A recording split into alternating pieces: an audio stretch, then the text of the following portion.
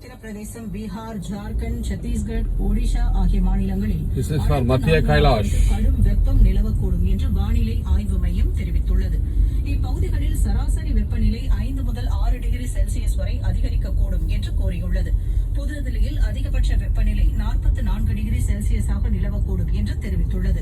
இதற்கிடையே நாட்டின் வடகிழக்கு பகுதியில் அடுத்த 4 நாட்களுக்கு கன முதல் மிக கனத்த மழை பெய்யக்கூடும் என்றும் அந்த மையம் தெரிவித்துள்ளது. கோவா, மகாராஷ்டிரா மாநிலங்களில் மணிக்கு 50 கிலோமீட்டர் வேகத்தில் காற்றுடன் கூடிய மழை பெய்யக்கூடும் என்றும் வானிலை ஆய்வு மையம் குறிப்பிட்டுள்ளது. பாரிஸ் ஒலிம்பிக் டென்னிஸ் போட்டியில் பங்கேற்க இந்தியாவின் ரோஹன் போபண்ணா, ஸ்ரீராம் பாலாஜி இணை தகுதி பெற்றுள்ளது. அகில இந்திய டென்னிஸ் சங்கம் இதனை அறிவித்துள்ளது.